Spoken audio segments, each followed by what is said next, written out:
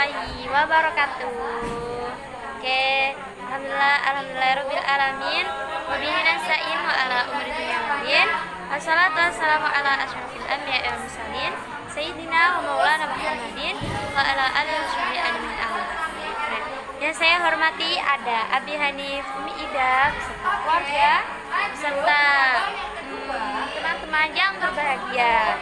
Oke, pada malam hari ini saya akan presentasikan tentang, jadi di sini ada nih ya namanya iman kepada Rasul. Jadi kenapa nih saya kasih tanda seru, karena kita sebagai umat Muhammad atau kita sebagai seorang muslim, maka satu hal yang paling wajib itu iman tuh ada ketika kita tuh meyakini bahwa adanya Rasul. Dan kita lanjut, apa pengertian dari Rasul? Jadi Rasul atau Nabi itu artinya tuh dia tuh utusan atau lelaki yang dipilih, atau apa ya, bukan seorang ya, maksudnya seorang yang Allah tuh telah merintah kepada utusan-utusan itu. Kayak misal contoh kan banyak ya yang wajib kita ketahui kan ada 25 nabi-nabi, rasul, seperti itu. Jadi lelaki yang memang udah dipilih sama Allah.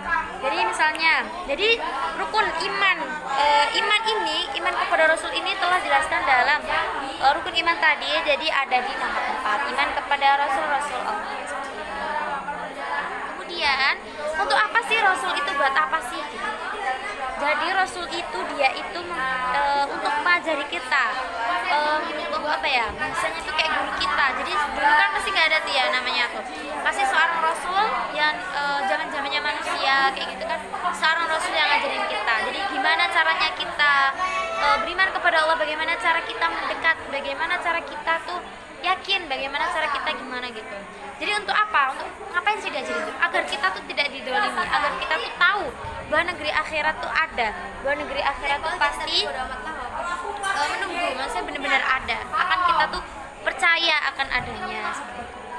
Jadi akannya hari kiamat, akannya hari akhirat, akannya ya semua banyak.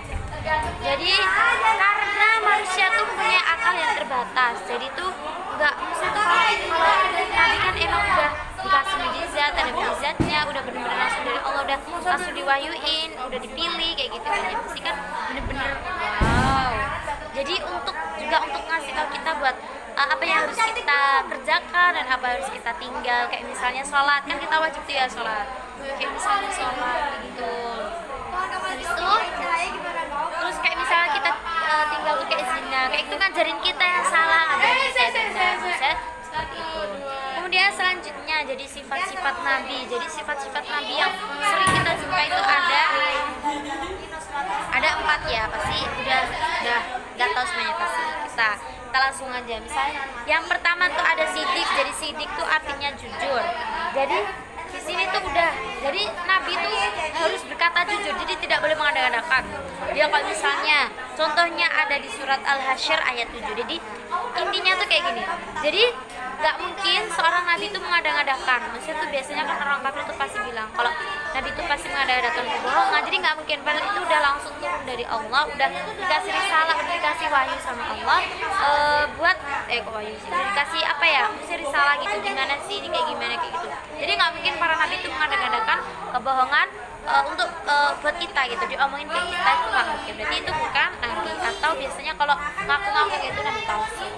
Sahabat, ada lagi yang kedua tuh ada amanah. Amanah tuh dapat dipercaya. Jadi di sini dijelaskan dalam Asy-Syura ayat 143. Jadi misalnya dapat dipercaya tuh seorang nabi kan nggak mungkin tuh ya misalnya Allah tuh percaya bahwa Nabi Muhammad tuh bisa ngeluluin hati banyak umat. Jadi sampai nggak mau bikin Nabi Muhammad kan putus asa. Jadi makanya Allah tuh yakin, Allah tuh percaya bahwa Nabi Muhammad bisa. Jadi Nabi Muhammad tuh dapat dipercaya bahwa Allah tuh percaya pada Nabi Muhammad itu. Jadi nggak mungkin kayak misalnya misal orang lain, kayak misal bukan nabi bukan yang dipilih, itu kan pasti kan ya kan kayak gitu kan pilihan ya. Habis itu yang ketiga ada tablik atau menyampaikan. Jadi kayak misal tugas dari utama seorang nabi kan menyampaikan risalah. Jadi menyampaikan pengertian, ketika misal Ramadan. Adanya Ramadan, ada Ramadan kan pasti disampaikannya dari para nabi, makanya sambil jarum-jarum sampai ke kita. Padahal ini udah lama banget maksudnya. Oke, kita lanjut. Yang terakhir ada fatona atau cerdas. Jadi nabi tuh, makanya kenapa Allah tuh milih, maksudnya dipilih. Kenapa hanya laki yang terpilih? Karena akal manusia tuh terbatas. Makanya seorang nabi itu udah dari sananya tuh udah Allah tuh ciptainnya tuh buat jadi yang cerdas, buat ngajarin kita. Jadi kalau ngajarin kita juga harus dia banyak ini semuanya mulia ya, pastinya ada jujur, percaya, menyampaikan risalah itu pasti berat banget kayak gitu, buat percayain kita, buat buat bikin kita tuh tahu kalau ini tuh bener-bener gitu kan, pasti susah. Terus ada lagi jujur, cerdas kayak gitu, pasti mulia semua. Kemudian yang terakhir ada hikmah. Hikmah dari kita tuh kunci apa? Hikmah dari kita tuh percaya akan Rasul, percaya akan adanya Rasul itu apa. Kita kan kalau zaman sekarang kan susah ya, soalnya tuh udah maksudnya tuh semua udah wafat, maksudnya tuh percaya kan nggak ketemu sama orangnya gitu, makanya susah buat percaya. Jadi agar kita percaya tuh kita dapat banyak sekali kemuliaan. Jadi yang pertama itu kita selalu bersyukur sama Allah. Kita selalu bersyukur. Jadi kita tuh tahu. Masa tuh kita paham kalau Islam itu ada dasarnya, ada Rasulnya kayak gitu. Terus yang kedua tuh lebih mencintai atau dia itu lebih dekat sama Allah. Jadi Allah tuh dekat dengan dia. Dia juga lebih mencinta akan Rasul, dia berjuang buat ketemu sama Rasul kayak gitu. Terus dia juga selamat di dunia, di dunia tuh dia selamat, di akhirat pun dia akan mendapatkan balasan yang sempurna. Kemudian dia tuh juga mendapatkan teladan baik. Jadi kalau misalnya Nabi kan bawa teladannya baik, misalnya Nabi tuh menjalankan sholat sunnah. Jadi kita tuh juga tergugah buat kita tuh agar menyampaikan atau kita tuh mengikuti perintahnya kan dari Allah, Rasul kita disampaikan melalui salat. Jadi agar kita tuh mengikuti kayak misalnya salat sunnah kayak gitu, kayak tahajud kayak gitu. Jadi kita kan dia juga bisa jadi teladan baik buat teman-temannya gitu. Padahal inspirasi dia juga dari Rasul. Kemudian dijelaskan tentang Rasul-Rasul ini dijelaskan dalam surat An-Nisa ayat 165.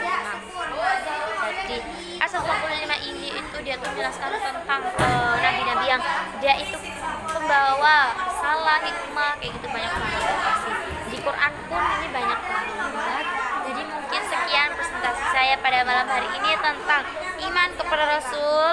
Sampai jumpa besok. Assalamualaikum warahmatullahi wabarakatuh.